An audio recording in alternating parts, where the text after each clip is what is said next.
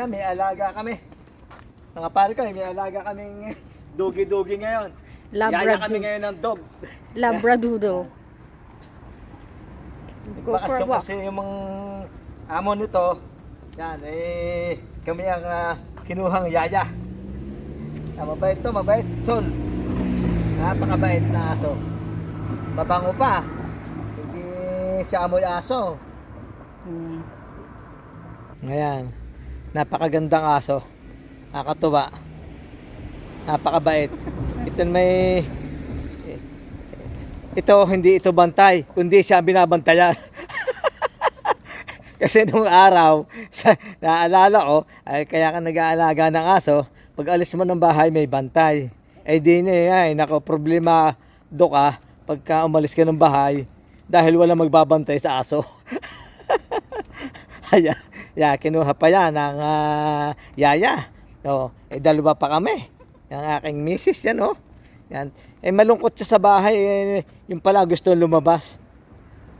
At medyo masama ang weather natin ngayon dito sa Montreal, mga pare ko. At kulimlim. Pero 33 degrees Pero baka nag-ambon-ambon ng konti. Yan, nandito kami sa Westmount area. At papalabas kami dyan at papunta sa park. Doon sa paborito namin park. Maganda ron kasi. Malinis, maluwag. Pwede naman ang aso doon. Yan, kung ano bagang pinupuntahan doon ni Solo. Yan. At iuwi muna namin. Baka iuwi muna din namin to sa bahay Dahil matagal-tagal din bakasyon nung amo nito, si Sol. Baka lumipat muna kami dyan sa malaking bahay. Wala pa kaming gamit na dala-dala. Kaya uwi muna kami sa bahay. Baka isama namin ang isa naming anak kung papayag. Lilipat muna kami sa malaking bahay. Yan. Yan, ganito ang mga may alagang aso dito. Kailangan ilabas mo ng 2 beses sa umaga, sa hapon. Kaya naman doon sa tabi namin talaga namang yung kondo ron puro may alagang aso. Kaso medyo hindi rin maganda yung ibang may alaga ng aso dahil yung mga tae na ng aso nila hindi dinadakot. Dito dapat dadakotin mo yung mga tae ng aso. Pagka pinapastol mong ganyan. Yan.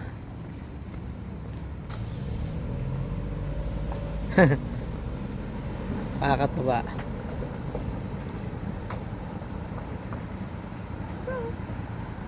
Come on, Sol! Ano ba nga inaamoy mo riyan?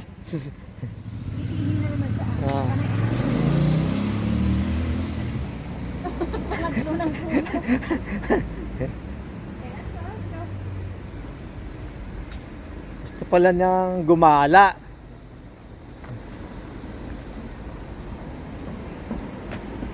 Ganda ng bike scooter, honey, tama. Yan,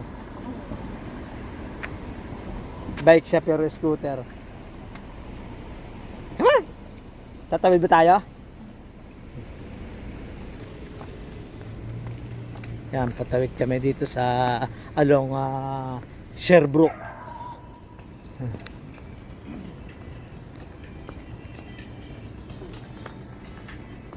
Yan, punta lang kami dito sa maliit na park dito sa may along Sherbrooke.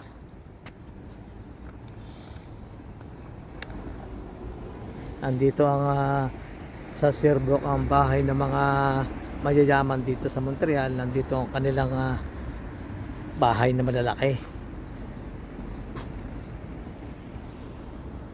Saka yan doon sa Westmount, sa taas na bundok, yan, nandyan ang malalaking bahay ng mga mayayaman dito. Yung mga mansion nila, nagagandahan dyan, ang lalaki. Tapos, ang masama dito, laki-laki ng bahay, ang kwarto, 5, 6, pero ang nakatira, dadalwa lang, mag-asawa lang, kasi yung mga anak nila, wala na naman dito, nasa US yung iba. Saka kung mag-anak ang mayayaman dito, 1, 2 lang, ganun lang sila. Hmm. Kaya pagka nakatapos ang anak nila sa pag-aaral, umaalis dito, umaayaw dito sa Montreal, gusto sa US. Yan. Kaya doon sila nagpupunta. Iwan lang yung mag-asawa. Dalawa lang silang mag-asawa sa bahay, laki-laki. Hmm. Ito, simbahan to eh. Ang ganda ng simbahan. Laki-laki.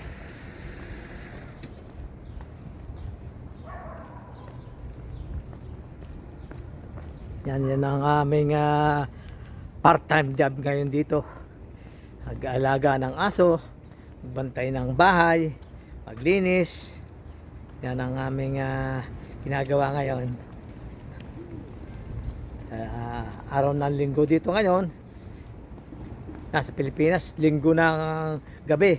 At mga pare ko, yung mga ingat ka ngayon nga pala dyan sa Pilipinas dahil katatapos lang ng bagyong Krising, meron na namang emong. Balita ko nag-uulan na naman dyan. Tapos yung kumpare ko bahang-baha na naman daw. Kaya mag-iingat kayo dyan sa atin sa Pilipinas, mga pare ko ganyan talaga ang buhay dyan sa atin pagka panahon ng tag-ulan, tag-bagyo, yan ang sinasabi. ba't mayaman na inihan mga dinadaan mo tol hindi ka na maliligaw niyan. Alam mo yung dinadaanan mo ayan, ito yung ano ba to, greenhouse dito sa Westmount. Maganda rin sa loob kaso bawal mag-video riyan pero nung nakaraan nagpunta kami, nag-picture kami. Nakalagay dyan, bawal ang video. Kaya nung huli nagpunta kami, hindi kami nakapag-video riyan. Yan, sundin natin baka tayo mabatas pa dyan ka pagka iihin na naman talaga naman.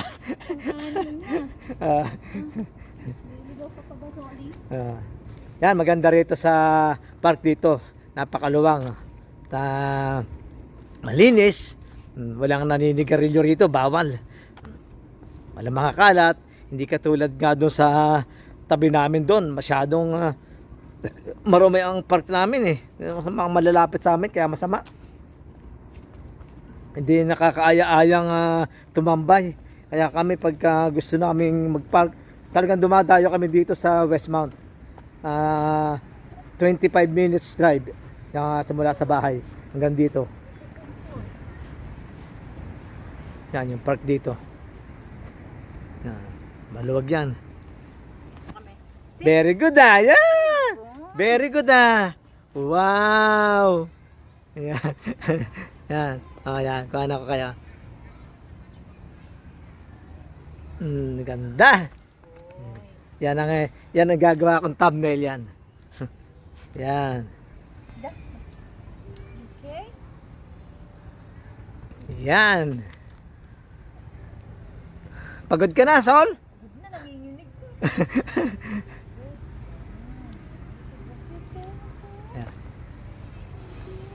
Yan yung lilibot-libot tayo dito sa pahinga lang muna sa isol at yung asong ito may sakit ito nanginginig siya pag napapagod, nanginginig siya. Yan yung kapaligiran dito sa park. Yan ay mga park ng mga bata yan. Hindi tayo lalapit at may marami mga bata bawal mabidyohan dito mga bata, bawal yun. Ayan.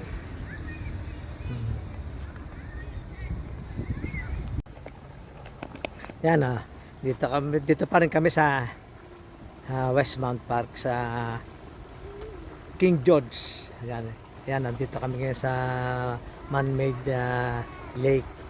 Yan, Bibi. Ayun siya. Ganda. Yan, hanggang doon yan, mahaba din ang ano niya.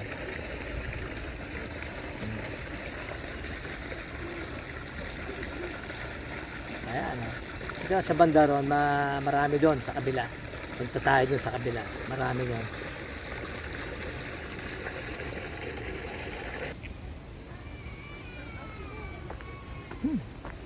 Ay, nakakatawa dito nga mag-relax. Yan, yung mga may table. Yan, gusto mo nga dyan mag-lunch.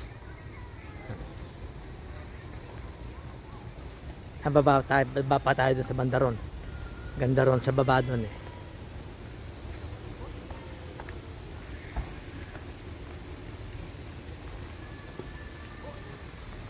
Yan yung nakikita nyo parang bahay niya na CR yan dito sa park. Ganda ng yari.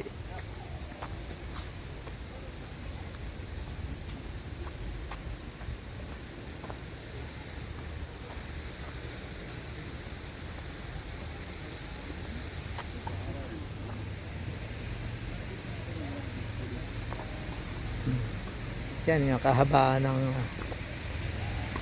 man-made lake nila rito.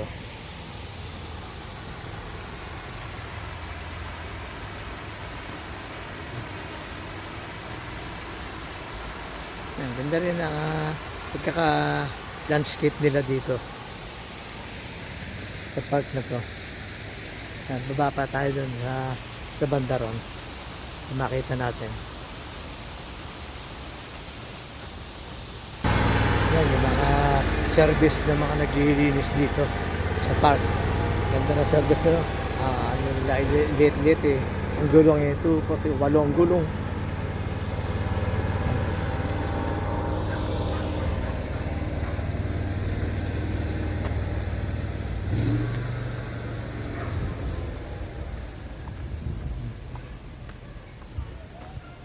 Yan. Kinalagay lang ng tubig nito. Kasi nung nakaraang pasyal namin dito, wala pang tubig eh. Ba, may nagse-set up ng ano rito. Mukhang may magpa-party mamaya. Set up ng sound system. Dito maraming iba't ibang klase ng bibi eh. May ibang kulay yun, nasa kabila pala. Oo nga, mukhang may parte dito mamaya. Yan, nagse-set up na ng sound system dito.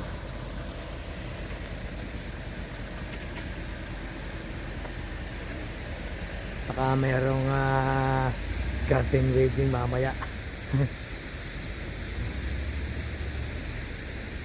Yan. Ito yung pinakadulo ng man-made lake. Ito yung mga mag-anak na bibi. Yan o, mga anak niya bago.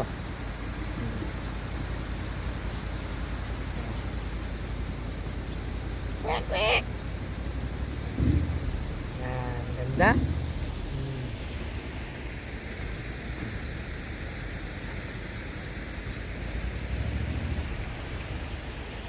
Ayan.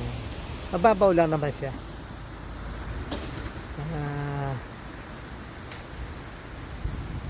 Mga nasa kabila yung mga bibi. Ayan o. Wala yung magagandang kulay, yung mga parang violet at saka blue. Ganda nun eh. Wala.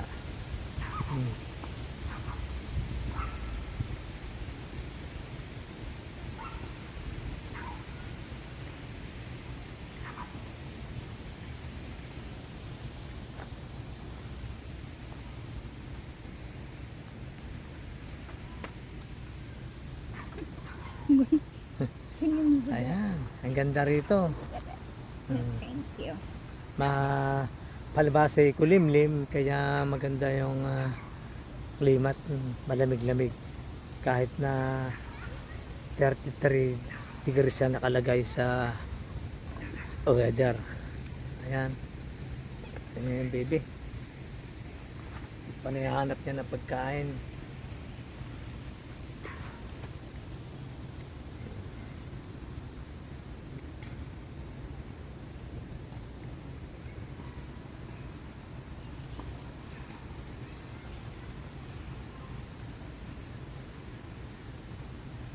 Yan, okay mga pare ko, nandito na kami pabalik na. Alas 12 na ng tanghali. At aming na ipastor na si Soli. At Maraming salamat sa lahat na mga subscriber, sa mga bagong pasok sa aking channel, Pare Koy Vlogs. Maraming salamat sa inyo lahat sa mga sumusuporta sa akin. At sana lagi nyo akong samahan sa aking mga video.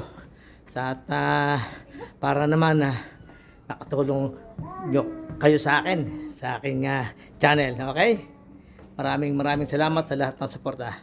Hanggang sa muli, samahan nyo ako muli sa aking mga panibagong video, sa mga susunod kong gagawing content. Maraming salamat sa inyo lahat. Bye bye.